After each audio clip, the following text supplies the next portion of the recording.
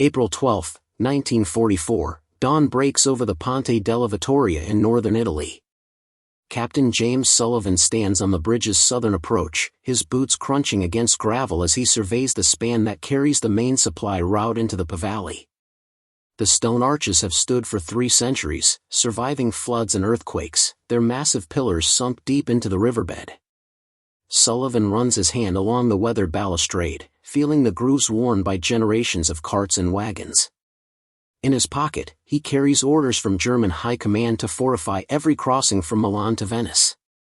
This bridge, along with 40 others in the region, must remain standing at all costs. The Reich's entire southern defensive network depends on these arteries. By sunset, Sullivan will watch that same bridge collapse into the river in a cloud of dust and twisted metal, destroyed not by sappers or artillery, but by aircraft his own intelligence officers insisted could never execute precision strikes against such narrow targets. Less than 8 hours separate confidence from catastrophe, and the weapon that changes everything is already warming its engines 200 miles south. Before we jump back in, tell us where you're tuning in from, and if this story touches you, make sure you're subscribed, because tomorrow, I've saved something extra special for you. The Mediterranean theater in early 1944 presents a geography that seems designed to frustrate attackers. The Italian peninsula stretches like a spine down the center of the sea, its eastern flank protected by the Adriatic and its western coast by the Tyrrhenian.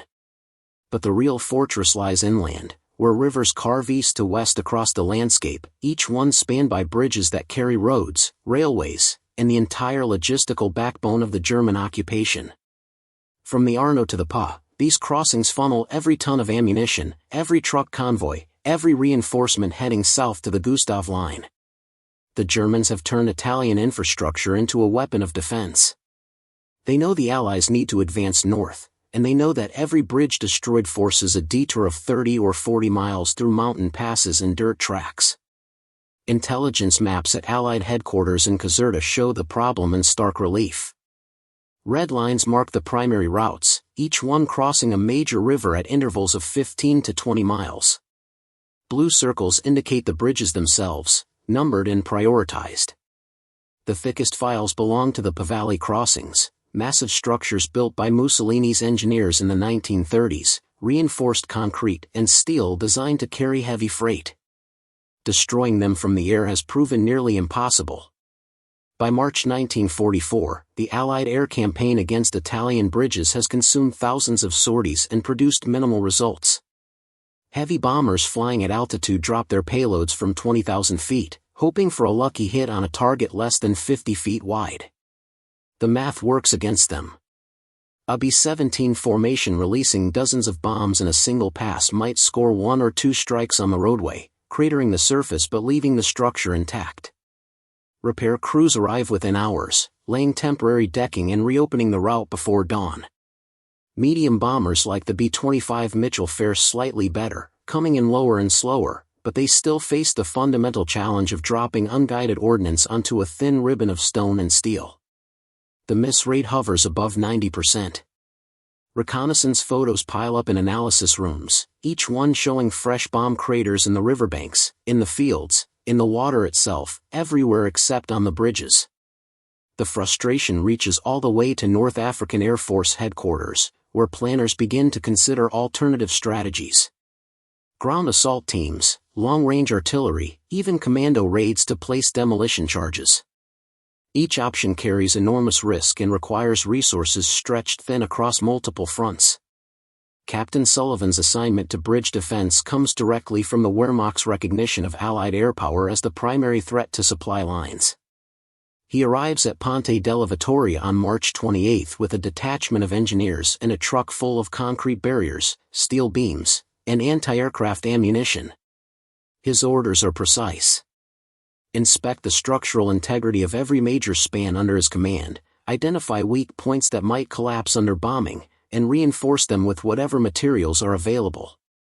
He also oversees the placement of flak batteries on both approaches, quad-mounted 20s and 80s positioned to engage any aircraft attempting a low-level run. The work consumes 2 weeks of round-the-clock labor.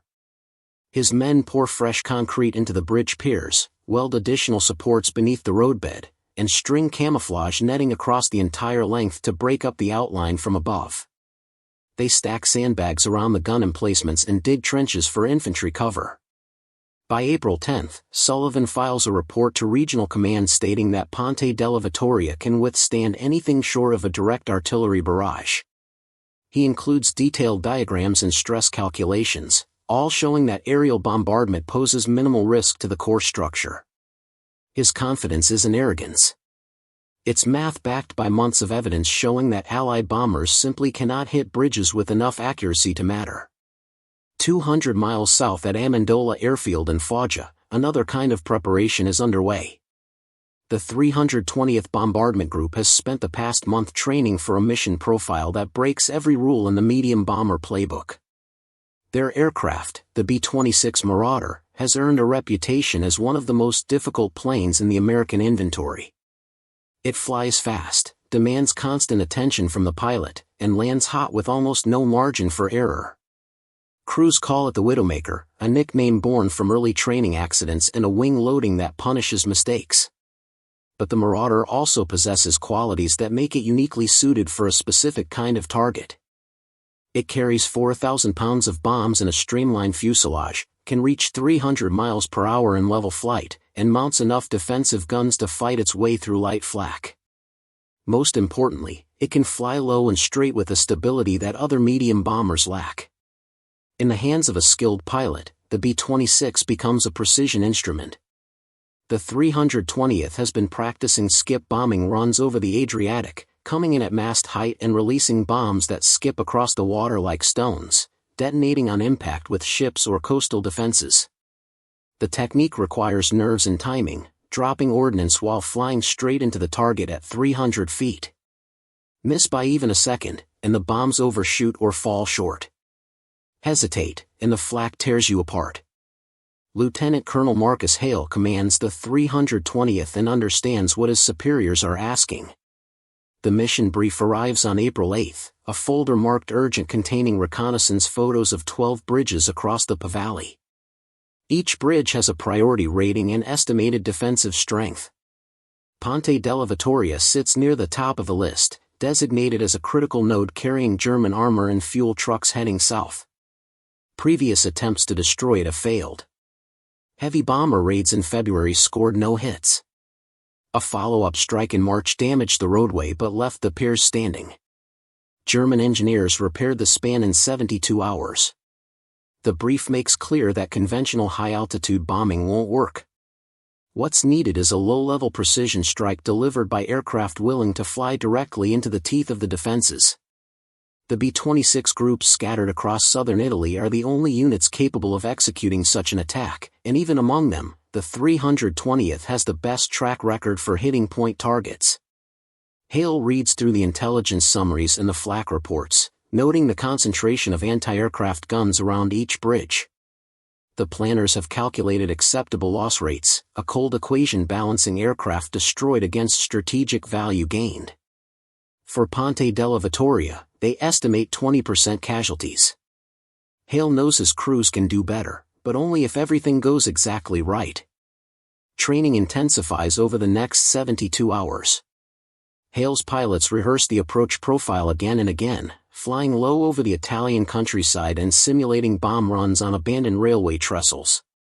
Bombardiers adjust their intervalometers, the mechanical devices that control bomb release timing, calibrating them for drops at 300 feet and 280 knots.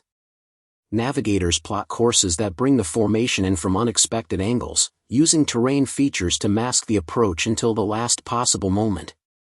Gunners clean their 50s and load extra ammunition belts, knowing that the flak will be heaviest in the final seconds before release. Ground crews work through the night, checking every rivet and fuel line, loading bombs and arming fuses.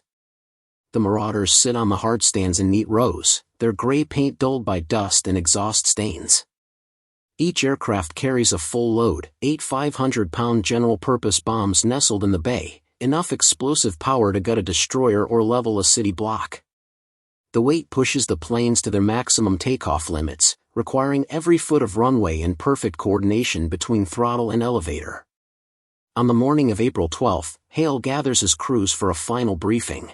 Preparing and narrating this story took us a lot of time, so if you are enjoying it, subscribe to our channel, it means a lot to us. Now back to the story. He spreads the reconnaissance photos across a table and traces the attack route with his finger, highlighting the landmarks they'll use for navigation.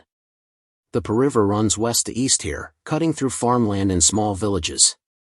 Ponte della Vittoria crosses at a bend where the current narrows, its stone piers rising from the water like teeth.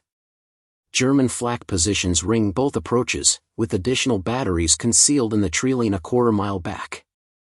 The plan calls for a two-wave attack, the first flight hitting from the south to suppress the guns, the second coming in from the west to deliver the killing blow. Timing will be everything. Too much delay between waves, and the defenders recover. Too little, and the second group flies into their own bomb blasts. Captain Sullivan's morning begins with a radio report from reconnaissance units stationed along the coast. Allied aircraft activity has increased over the past 48 hours, with multiple formations spotted heading north toward the Po Valley. The pattern suggests a major operation in the works, though the specific targets remain unclear. Sullivan orders his gun crews to full alert and sends messengers to the nearby infantry battalion, requesting additional security patrols around the bridge. He walks the span one more time, checking the camouflage netting and inspecting the reinforced piers. Everything looks solid. The concrete has cured properly, the steel supports show no signs of stress, and the anti-aircraft positions have clear fields of fire in every direction. He climbs down to the riverbank and examines the water level, noting how the spring runoff has raised it by several feet, putting more pressure on the foundations. Still well within safety margins. Back on the road, he lights a cigarette and watches trucks rumble past, each one carrying supplies destined for the southern front. The bridge hums with the vibration of heavy vehicles, a constant reminder of its strategic importance. Sullivan's confidence hasn't wavered. Even if the Allies mount another bombing raid, the structure will survive. It always has. At 0730 hours, 18 B-26 Marauders lift off from Amendola in staggered intervals, their engines roaring as they claw for altitude. The formation assembles over the Adriatic, each aircraft finding its position in a loose V that allows for individual maneuvering. Hale leads from the front left seat, his co-pilot handling the throttles while he scans the horizon for landmarks. The flight north takes 90 minutes, following the coast before turning inland near Ancona. Below, the Italian landscape unfolds in shades of green and brown, fields and forests broken by ribbons of road. The weather holds clear, visibility unlimited, perfect conditions for visual bombing. At 10,000 feet, the crews can see for miles in every direction, spotting towns and rivers long before they pass overhead. Hale checks his watch and makes a mental note of their progress. Right on schedule. The formation begins its descent at the designated waypoint, dropping to 5,000 feet and then lower, skimming over hilltops and following valleys to avoid radar detection. The plan calls for them to arrive at the target area from the south, masked by terrain until they pop up for the final run. Every pilot maintains radio silence, communicating through hand signals and position lights. The tension builds as they approach the initial point, the last landmark before turning toward the bridge. Hale's bombardier, Lieutenant Frank Torres, crouches in the nose with his eye pressed to the northern sight, adjusting dials and checking calibration. He's made this kind of run a dozen times in training but never against a target this heavily defended. Sullivan hears the aircraft before he sees them. The distant rumble of engines echoes off the hills to the south, growing louder with each passing second. He drops his cigarette and shouts orders to the gun crews, sending them scrambling to their positions. The flak batteries swivel toward the sound, their crews cranking elevation wheels and feeding ammunition belts into the breeches. Infantry soldiers dive into trenches and scan the sky, rifles ready. For a moment, nothing appears. Then the first Marauder breaks over the ridgeline, its gray silhouette stark against the blue sky, followed by another and another. Sullivan counts 6 aircraft in the lead wave, all flying low and fast, their wings level and bomb bay doors open. The sight triggers an immediate response. Every gun on both sides of the bridge opens fire simultaneously, filling the air with streams of tracer rounds and black puffs of flak. The noise is deafening, a continuous roar of explosions and machine gun fire that drowns out all other sound. Sullivan watches the bombers hold their course, flying straight into the maelstrom. He expects them to veer off or climb away, the standard tactic when faced with heavy defenses. Instead, they keep coming, boring in like fighters on a strafing run. Hale's Marauder shudders as flak bursts alongside the cockpit, shrapnel pinging off the fuselage. He fights the urge to pull up, keeping his hands steady on the yoke and his eyes locked on the bridge ahead. The river glints in the sunlight, and the stone arches stand out clearly against the dark water. Torres calls out distances over the intercom, his voice calm despite the chaos outside. 500 yards. 400. 300. Hale counts down in his head, waiting for the bombardier's signal. The bridge fills the windscreen now, growing larger with every heartbeat. Flak bursts punch holes in the left wing, and one of the engines starts trailing smoke. Still, he holds course. Torres's voice crackles again. Bombs away. The Marauder lurches upward as 4,000 pounds of ordnance drops free, the aircraft suddenly light and responsive. Hale yanks back on the yoke, pulling into a climbing turn to clear the bridge and give his gunners a chance to suppress the flak batteries. Behind him, the other 5 aircraft in the first wave release their bombs in quick succession, a string of dark shapes tumbling toward the target. The entire attack lasts less than 30 seconds from initial approach to escape, but in that time, 48 500-pound bombs rain down on Ponte della Vittoria and its immediate surroundings. Sullivan sees the first bombs strike the southern approach, erupting in geysers of dirt and concrete that obliterate the roadway and flip a flak gun end over end.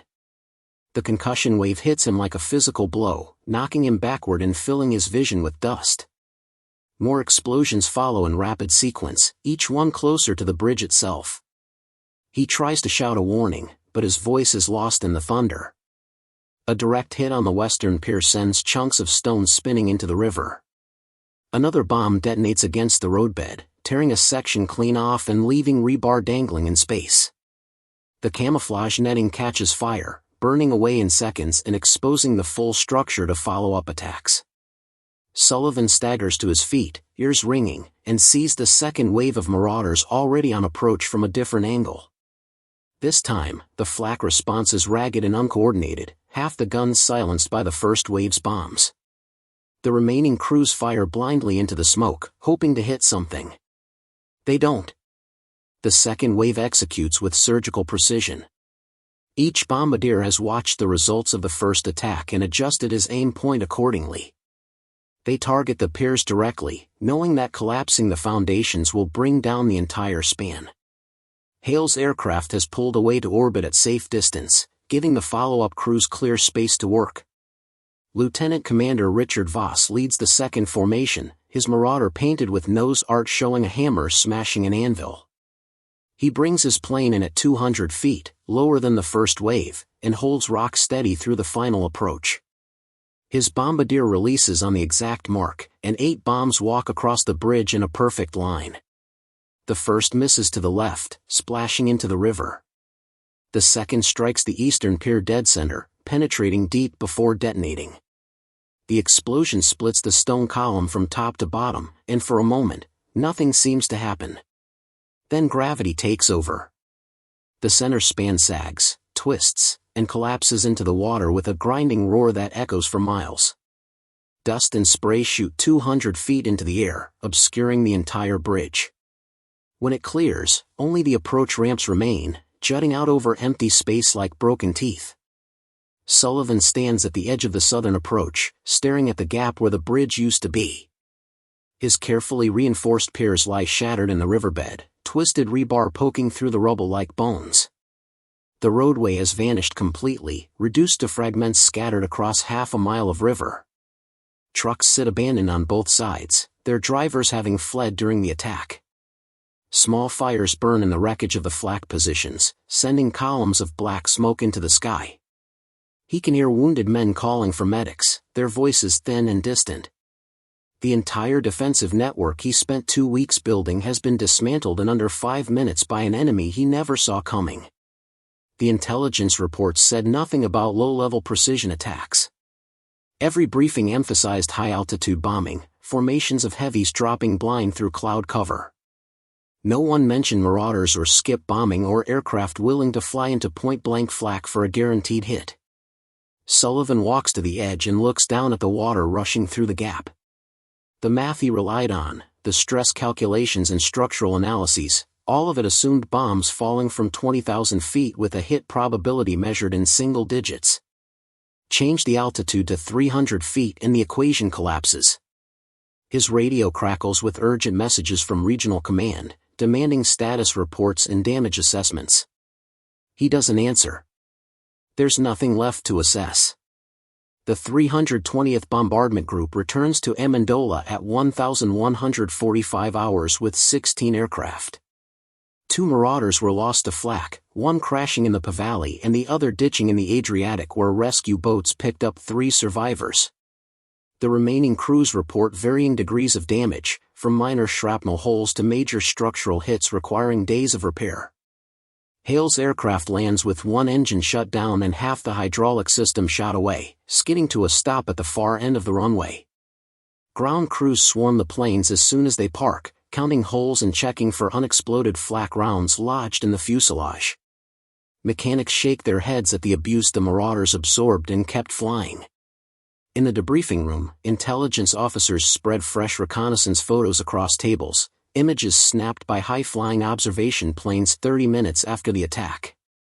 The photos show Ponte della Vittoria reduced to rubble, its center span completely gone and both approaches cratered beyond use. Secondary images reveal German repair crews already on site, but the scale of destruction makes clear that reconstruction will take weeks, maybe months. Other bridges targeted in simultaneous raids show similar results. Out of 12 spans attacked, 9 are destroyed and 2 severely damaged. Only one remains fully operational, having been missed due to smoke from earlier bomb hits obscuring the target. The success rate stuns even the optimistic planners. Numbers tell the story of what changed that day. The 320th flew 18 aircraft and dropped 144 bombs across multiple targets. Of those, 63 scored direct hits on bridges or immediate approaches, a strike rate of 44%. Compare that to previous high-altitude missions where hit rates rarely exceeded 5%. The cost was significant but sustainable. 2 aircraft lost represents an 11% casualty rate, below the predicted 20% and far below the 30 to 40% losses common in heavy bomber raids over Germany. More importantly, the damage inflicted was permanent and strategically decisive. German convoys heading south from the Valley faced a landscape suddenly devoid of functional crossings. They had to detour through mountain passes or wait for pontoon bridges to be erected under constant air harassment. Supply lines that once moved 30 trucks per hour slowed to 5. Ammunition shortages appeared at the front within 48 hours. The entire defensive strategy built on rapid reinforcement began to crumble because the bridges weren't there anymore. Allied intelligence intercepted German communications filled with urgent requests for engineering battalions and bridge-building equipment, resources that had to be pulled from other sectors. The B-26 raids demonstrated that precision low-level bombing could achieve what carpet bombing never could, the systematic destruction of point targets regardless of defensive strength. Inside the wire at German engineering depots across northern Italy, the reaction to the bridge attacks ripples through every level of command. Colonel Heinrich Metzger oversees bridge reconstruction efforts for Army Group C, and his headquarters in Verona becomes a crisis center within hours of the first reports. Maps covering the walls show red XS appearing one after another as word arrives of each destroyed span. Telephone lines buzz with requests for materials, manpower, and protection. Metzger's staff calculates that rebuilding Ponte della Vittoria alone will require 600 tons of steel, 2,000 cubic meters of concrete, and a construction battalion working around the clock for 6 weeks. That's assuming the Allies don't strike again during reconstruction. His engineers propose temporary solutions, Bailey bridges and pontoon crossings that can be assembled quickly and moved if necessary. The problem is that every temporary span becomes a bottleneck, limiting traffic flow and creating choke points vulnerable to air attack. Metzger drafts a memo to higher command stating bluntly that without air superiority, maintaining supply lines across the Po Valley is impossible. The memo never receives a formal response, but within days, additional flak batteries begin arriving at key river crossings, doubling and tripling the anti-aircraft coverage. It's too little, too late. The B-26 groups have proven they can fly through the defenses and still complete their missions. At Allied headquarters, planners study the raid results and begin extrapolating broader implications.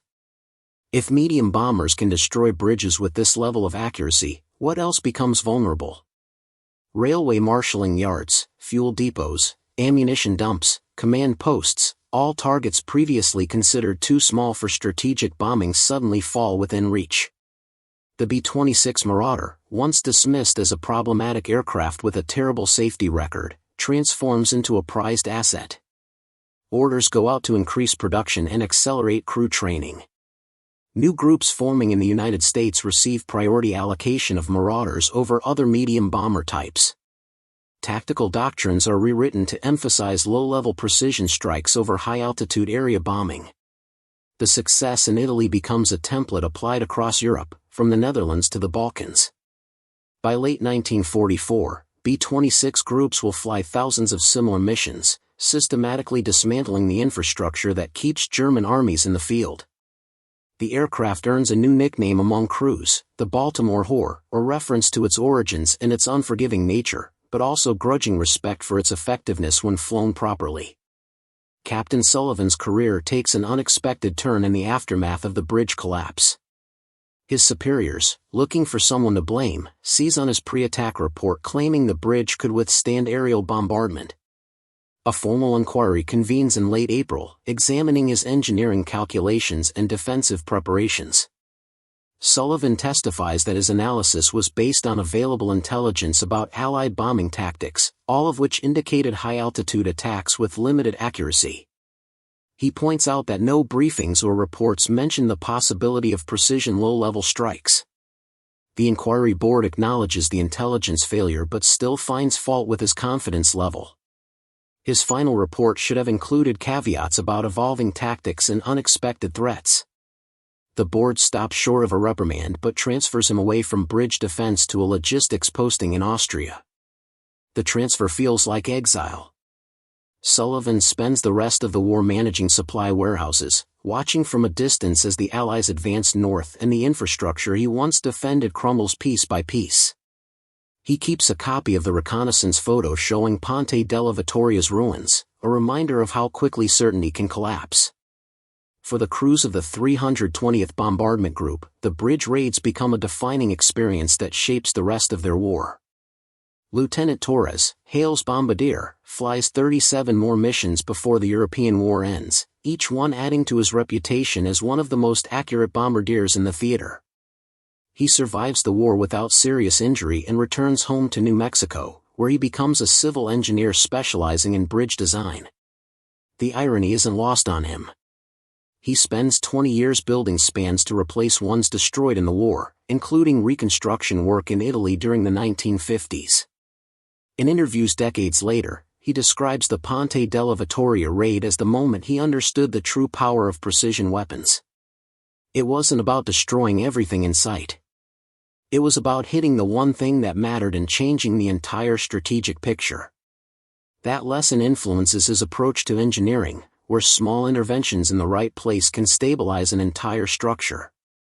Lieutenant Commander Voss, who led the second wave, doesn't survive the war. His Marauder goes down over Austria in December 1944, shot down by fighters during a raid on a railway bridge. He and his crew are buried in a military cemetery outside Salzburg, their graves marked with simple white crosses. The hammer and anvil nose art from his aircraft is salvaged and eventually makes its way to a museum in Alabama, where it hangs alongside other artifacts from the Mediterranean campaign. Veterans who visit the museum often stop in front of that piece of fuselage, tracing the painted image with their fingers and sharing stories about the men who flew those missions. The cost of precision bombing was never abstract. It was measured in aircraft shot down, crews lost, and families who received telegrams they dreaded. The tactical innovations pioneered in the Italian bridge raids spread rapidly through the Allied air forces. By the summer of 1944, similar low-level precision attacks are being executed against targets in France, Belgium, and the Netherlands. The methods are refined with each mission. New bomb sights designed specifically for low-altitude release improve accuracy even further. Fighter escorts are coordinated to suppress flak during the critical final approach, allowing bombers to fly straight and level without evasive action. Radio-equipped Pathfinder aircraft mark targets with smoke, guiding follow-up waves to the exact aim point. The B-26 becomes the standard platform for these missions, but other aircraft adapt the techniques as well. I-20 Havocs and B-25 Mitchells join the campaign, each bringing their own strengths to the fight. The cumulative effect devastates German logistics across multiple theaters. By the autumn of 1944, Reich transportation networks are in chaos, with bridges down, rail lines cut, and roads cratered. Armies in the field begin to experience critical shortages of fuel and ammunition, not because production has stopped, but because the means to deliver supplies no longer exist. German efforts to counter the precision bombing campaign achieve limited success. Additional flak batteries help, but they can't stop determined crews willing to fly through the fire. Smoke generators deployed around key bridges obscure targets temporarily, but wind and weather often render them ineffective. Fighter patrols offer the best defense, but the Luftwaffe in 1944 lacks the numbers and fuel to maintain constant coverage over every vulnerable point. Some German commanders resort to decoys, constructing fake bridges nearby to draw off Allied attacks. These work occasionally, but reconnaissance flights quickly identify them, and the real targets remain under constant threat. The most effective countermeasure proves to be redundancy, building multiple temporary crossings so that destroying one doesn't completely sever the supply line. This strategy spreads resources thin and creates maintenance nightmares, but it keeps supplies moving, albeit at reduced rates. By early 1945, the bridge campaign has evolved into a grinding attrition battle where every destroyed span is replaced within days, and every replacement becomes a new target. The psychological impact on German forces watching their infrastructure systematically demolished extends beyond simple frustration. Soldiers stationed near major river crossings live in constant fear of air attack. The sound of approaching aircraft triggers immediate panic, sending men diving for cover and abandoning their posts. Morale reports from forward units describe a sense of helplessness, an inability to defend against an enemy that strikes from above with impunity. This feeling intensifies as the Allied advance continues and the front lines move closer to German territory. Bridges over the Rhine become the next set of targets, each one vital to any organized retreat or counterattack. The successful destruction of the Ludendorff Bridge at Remagen after its brief capture by American forces demonstrates that even the most heavily defended spans remain vulnerable. German engineers propose increasingly desperate solutions, including underwater barriers and concrete bunkers built directly into bridge structures, but none prove effective against concentrated air attack. The strategic legacy of the Italian bridge campaign extends far beyond World War II. Military planners study the raids for decades, drawing lessons about the value of precision weapons and the importance of disrupting enemy logistics. The concept that destroying a few key nodes can paralyze an entire network becomes central to modern air power doctrine. During the Cold War, NATO and Warsaw Pact planners both identify bridges as critical targets in any potential conflict. The development of guided munitions in the 1960s and 70s takes precision to levels impossible with unguided bombs, but the fundamental principle remains unchanged. Strike the infrastructure, and you cripple the enemy's ability to sustain operations. The B-26 raids over Italy in 1944 provide the historical proof of concept that justifies massive investments in smart weapons and stealth aircraft capable of delivering them. By December 1944, 8 months after the first Ponte della Vittoria raid, the 320th Bombardment Group has flown over 300 bridge attack missions across Italy, France, and the Balkans. Their cumulative record shows 147 bridges destroyed, 63 severely damaged, and 41 attacked with inconclusive results. Aircraft losses total 38 Marauders, representing a loss rate that steadily decreased as tactics improved and crews gained experience. The group receives multiple unit citations and individual decorations for valor under fire. Colonel Hale, promoted after his successful leadership during the Italian campaign, takes command of a wing-level headquarters and oversees the expansion of precision bombing operations into Germany proper. His final report on medium bomber tactics, published in early 1945, becomes required reading at every bombardier school in the United States. The document emphasizes the importance of crew training, aircraft maintenance, and intelligence preparation, arguing that precision bombing is as much about planning and execution as it is about technology. The ruins of Ponte della Vittoria remain visible for years after the war ends. German engineers never complete the reconstruction before the Allied advance overtakes the position. Local Italian civilians, returning to their villages after the fighting passes, find the shattered piers still standing in the river, serving as a reminder of the devastation that swept through the region. In the 1950s, the Italian government funds a complete rebuilding effort, constructing a new bridge several hundred yards downstream from the original site. The new span uses modern engineering techniques and materials, designed to carry heavy truck traffic and resist flooding. The old piers are left in place as a monument, gradually weathering and sinking deeper into the riverbed. By the 1970s, they are barely visible above the waterline, covered in moss and tangled with debris. Historians visiting the site have difficulty locating the exact position of the original bridge without archival photos and maps. The physical evidence has largely disappeared, but the story endures in military records and veteran accounts. Captain Sullivan's post-war life takes him far from the scenes of his wartime service. He emigrates to South America in 1948, seeking distance from the memories and the judgment of his peers. He finds work as a civil engineer in Argentina, helping design irrigation projects and rural roads. His expertise in bridge construction proves valuable, though he rarely discusses the origins of that knowledge. Colleagues who learn of his military service assume he was involved in building rather than defending. He doesn't correct them. In private moments, usually late at night after too much wine, he admits that the bridge collapse taught him something fundamental about certainty and hubris. He believed his calculations and his defenses would hold because they had always held before. The idea that the enemy might change tactics, might develop new methods specifically designed to overcome his preparations, never occurred to him until it was too late. That lesson, bitter as it was, made him a better engineer. He learned to question his assumptions and plan for the unexpected. The bridge that fell became the foundation of everything he built afterward.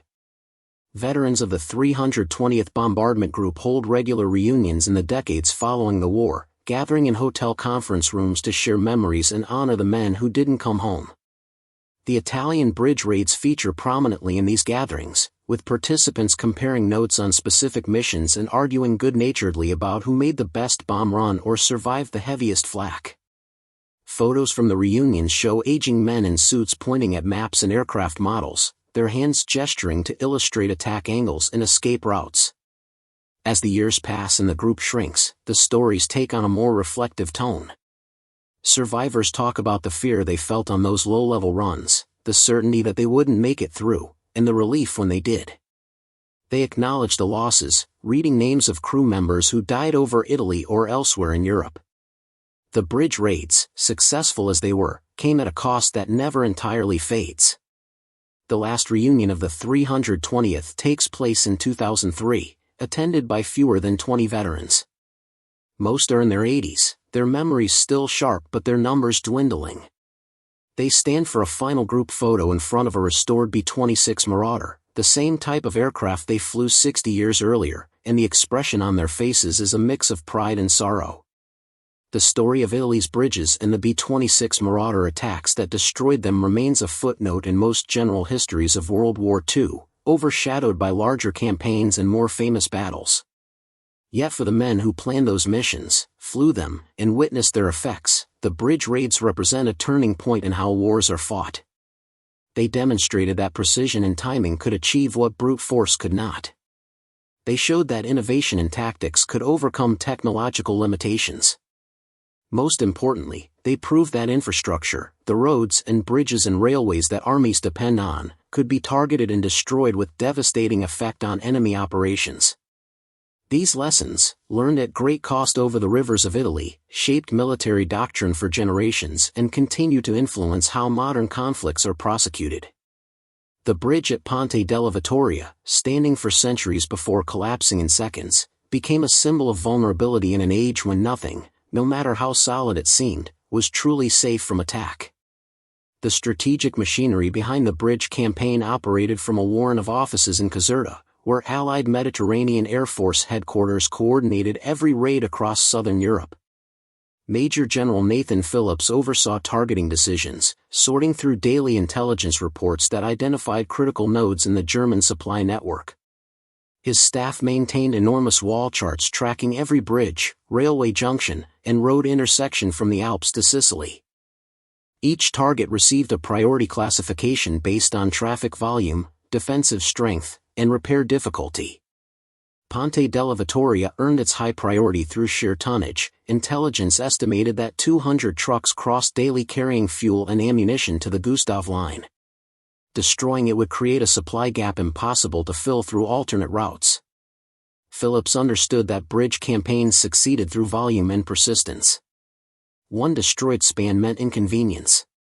10 destroyed spans meant crisis. 20 meant collapse. The intelligence apparatus supporting these operations consumed massive resources and manpower. Reconnaissance squadrons flew daily missions over German-held territory, their cameras capturing every bridge from multiple angles. Photo interpreters worked in shifts examining thousands of images, measuring pier dimensions, counting flak positions, noting camouflage attempts. Every detail fed into targeting folders distributed to bomber groups. The folders included approach maps, flak charts, recommended attack altitudes, and recent damage assessments. Intelligence officers briefed crews on what to expect and what to avoid. The precision of this information gathering made the difference between success and catastrophic failure. Without accurate targeting data, low-level bombing runs became suicide missions. With it, they became surgical strikes that maximized impact while minimizing exposure. The intelligence cycle operated continuously, feeding new information into the system within hours of collection. German countermeasures evolved rapidly as the bridge campaign intensified. Field Marshal Albert Kesselring, commanding German forces in Italy, recognized that conventional flak defenses weren't stopping the B-26 attacks. He ordered a complete reassessment of defensive doctrine, pulling officers from frontline units to develop new tactics. The resulting recommendations emphasized dispersion and deception over concentrated firepower. Mobile flak batteries were positioned away from bridges, forcing Allied aircraft to run a gauntlet before reaching the target. Dummy bridges constructed from wood and canvas appeared near real crossings, complete with fake traffic and smoke generators.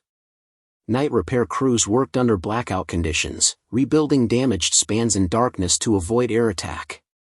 Some bridges received underwater obstacles designed to complicate pontoon bridge deployment. Others were rigged with demolition charges, ready to be blown if capture seemed imminent. These measures slowed the Allied advance but couldn't stop it. The human cost of the bridge campaign extended far beyond aircrew casualties.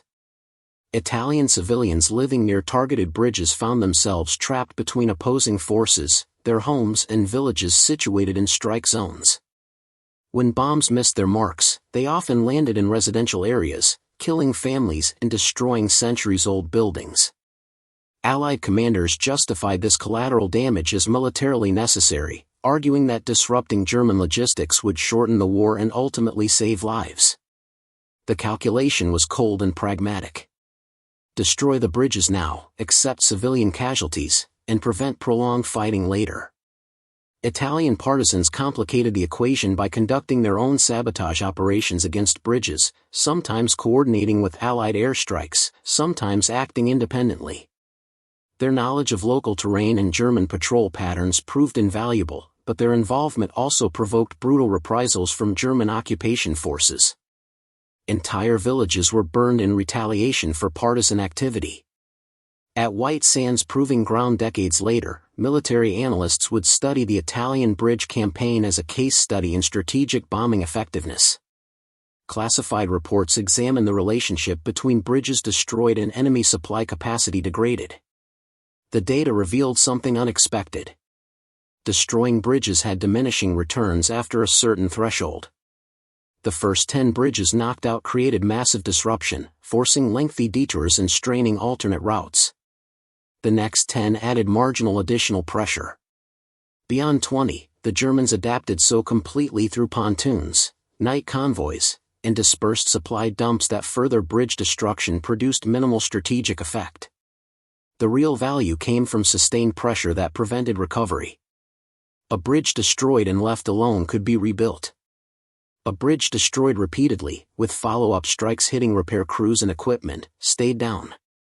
This insight shaped future doctrines emphasizing persistent surveillance and rapid restrike capability over initial attack intensity. Lieutenant Torres discovered this principle firsthand during his 5th bridge mission, targeting a railway viaduct near Bologna. Intelligence photos showed the span intact despite 3 previous raid attempts by heavy bombers.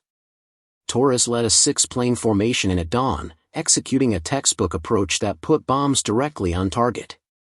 The viaduct collapsed spectacularly, its steel girders twisting as the center section dropped into the gorge below. Reconnaissance photos confirmed total destruction. 2 weeks later, new intelligence showed German engineers had erected a temporary trestle using salvaged materials and prefabricated components shipped from Austria. The makeshift bridge couldn't handle heavy loads but sufficed for supply trucks. Torres flew the mission again, this time finding the target obscured by smoke screens and defended by twice as many flak guns. His formation lost 2 aircraft but destroyed the temporary bridge. 3 weeks after that, another trestle appeared, this one farther upstream and better camouflaged. The cycle continued through the summer. German engineering battalions developed remarkable expertise in rapid bridge reconstruction under combat conditions. Battalion Commander Ernst Weber oversaw repair operations across the Po Valley, coordinating teams that could assemble a Bailey bridge in under 48 hours. His men worked through Allied air attacks, diving into trenches when bombers appeared, then returning to work once the raid passed. They learned to prefabricate components at distant locations, trucking them to bridge sites under cover of darkness. Assembly happened in stages, with critical connections made just before dawn when Allied reconnaissance flights were least likely. Weber's operations journals, recovered after the war, document hundreds of bridge repairs completed despite constant interference. His entries reveal frustration at the futility of the effort. No matter how quickly his teams worked, Allied bombers returned and destroyed everything again. The journals also show pride in his soldiers' determination, their refusal to surrender despite overwhelming odds and inadequate resources. The broader implications of precision bridge bombing emerged in strategic discussions at the highest levels of Allied command. General Dwight Eisenhower, planning the invasion of Normandy, studied the Italian campaign results intensely. He recognized that severing German supply lines through systematic infrastructure destruction could paralyze their ability to reinforce beachheads. The success in Italy provided proof of concept for the transportation plan, a massive pre-invasion bombing campaign targeting French and Belgian railways, bridges, and marshalling yards. Medium bombers, particularly B-26 groups transferred from the Mediterranean, would execute these strikes using tactics proven over Italian rivers. The transportation plan generated enormous controversy, with British officials warning that French civilian casualties would be unacceptably high. Eisenhower overruled these objections, citing Italian precedent and military necessity. The campaign commenced in April 1944, achieving results even more dramatic than those in Italy. By D-Day, German logistics in France were crippled, with bridges down across every major river. Captain Sullivan, working his logistics posting in Austria, tracked the bridge campaign's progress through captured Allied documents and refugee reports. Each new account of destroyed crossings and severed supply lines reinforced the lesson he learned at Ponte della Vittoria. Static defenses couldn't protect infrastructure from determined aerial attack. The only real defense was mobility and dispersal, keeping supplies moving and avoiding concentration at fixed points. He drafted several memoranda proposing new defensive doctrines based on these principles, forwarding them through proper channels to higher command. None received serious consideration. By late 1944, German strategic thinking had ossified, unable to adapt quickly enough to counter Allied innovations. Sullivan's insights, born from direct experience, languished in filing cabinets while the war moved toward its inevitable conclusion. His final memo, written in March 1945 as Allied armies closed on Berlin, recommended immediate destruction of all remaining bridges to slow the enemy advance. No one implemented the suggestion. The technological evolution spurred by the bridge campaign extended beyond tactics and into aircraft design. Boeing, studying B-26 operations reports, incorporated lessons into their development of the B-47 Stratojet, the first swept-wing jet bomber. The B-47's design emphasized low-level penetration capability and precision bombing at high speed, direct descendants of techniques pioneered by Marauder crews over Italy. Douglas Aircraft examined similar data while designing the A-4 Skyhawk, a compact attack aircraft optimized for striking point targets with conventional or nuclear weapons.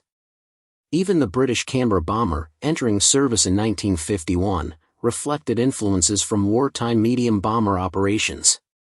These aircraft and their successors dominated tactical aviation for decades, all tracing conceptual lineage back to those desperate low-level runs through flak-filled skies above Italian rivers. The bridge campaign became a foundational moment in aviation history, proving concepts that shaped Cold War military planning.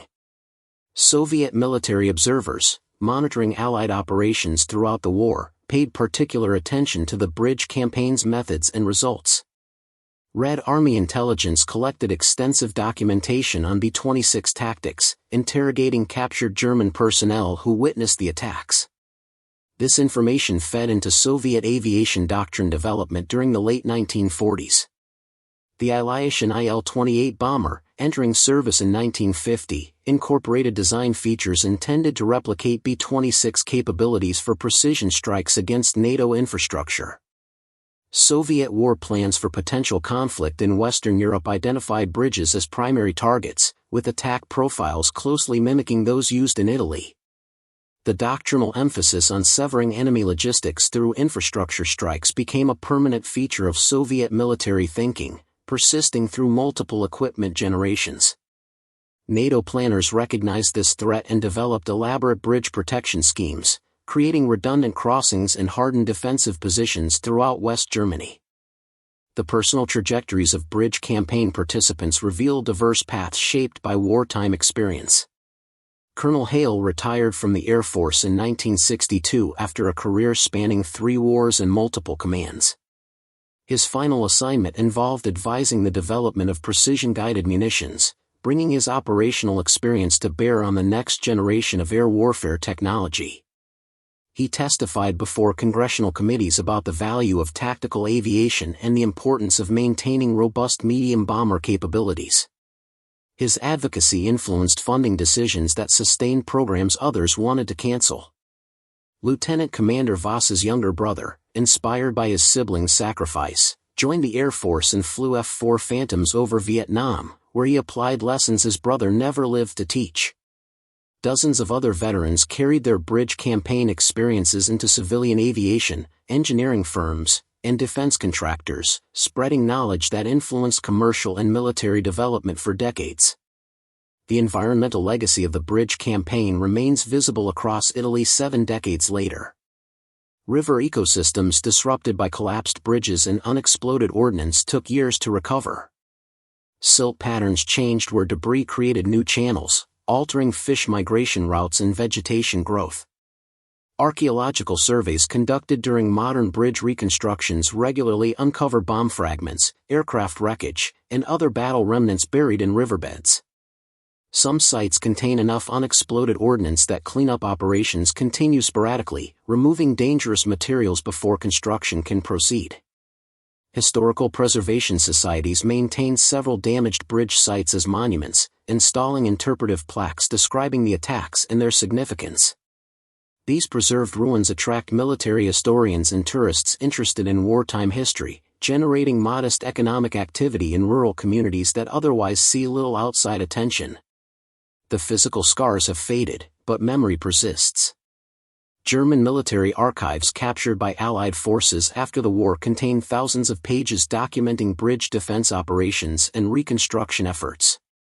These records, now housed in various international repositories, provide detailed accounting of resources expended attempting to maintain supply lines under constant air attack. One particularly revealing document, a logistics summary compiled in January 1945, calculated that defending and repairing bridges across Italy consumed more engineering resources than all other infrastructure projects combined. The tonnage of steel, concrete, and timber dedicated to bridge work exceeded material allocated for fortification construction by a factor of 3. Labor hours spent on bridges reached into millions, representing capacity that could have been used elsewhere if the bridges had remained standing. The economic drain compounded military defeat, accelerating Germany's industrial collapse.